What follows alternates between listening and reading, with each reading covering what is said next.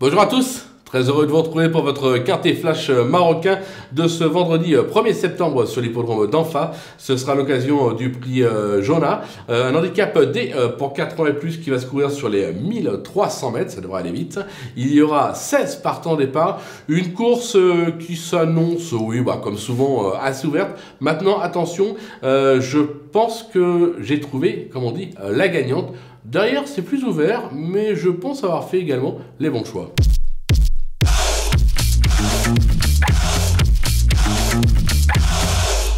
Allez, on attaque nos bases avec le numéro 7, Sulafa Green, qui vient d'aligner 2 succès et 6 accessites au cours de ses 10 dernières tentatives. Elle s'adapte à toutes les distances, elle est héritée de l'As dans les stalles, sera confiée à un certain Abderrahim Fadoul, autant dire que c'est tout simplement le cheval à battre de la course. Le numéro 5, Nidam Fall, qui s'est classé 3e sur ce parcours en mai dernier et vient de faire encore mieux avec une 2e place à la clé.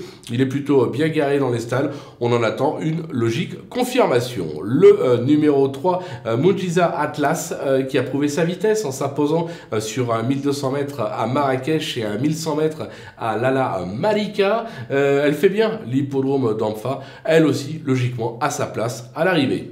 Du côté des opposants, c'est plus ouvert avec le numéro 11, Matcharifal, qui compte plusieurs bonnes sorties cette année. Elle se plaît sur cette piste et a fait ses preuves sur ce type de distance. Même avec le 15 dans les stalles, ce qui n'est jamais facile, j'ai la sensation qu'elle peut encore faire parler d'elle dans cette épreuve et grappiller une 3-4e place. Le numéro 9, Aline Fall, qui a bien gagné sur les 1400 mètres de CETA début juillet. Il n'a pas été ridicule dernièrement sur le parcours du jour. Sa forme est sûre. Là encore, il peut accrocher une petite place. Plus 4 que 5, plus 4 ou 5 pardon, que 1 ou 2. Le numéro 6, Nizam Angad, alors que je ne condamne pas sur son récent échec, il a bien gagné sur ce parcours, c'était à la mi-juillet. Alors maintenant, il a un petit peu moins de marge au poids, raison pour laquelle je l'ai placé un petit peu plus bas, mais je pense qu'il est encore capable d'accrocher un podium. Et enfin, le numéro 4, Najmat Green, qui s'est déjà illustré sur la distance du jour, c'était début juin sur l'hippodrome de Rémy-7 avec une 3e place à la clé. Alors, elle n'a pas confirmé depuis, raison là encore pour laquelle je la glisse plutôt en bas de tableau.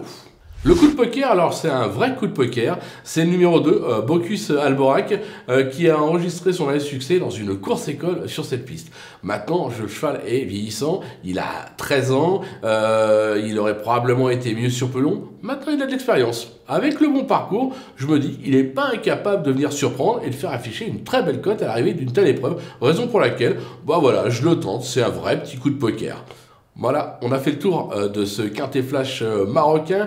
On va se quitter bien évidemment avec mon pronostic, mes conseils de jeu et en vous donnant bien évidemment rendez-vous pour une prochaine nouvelle émission.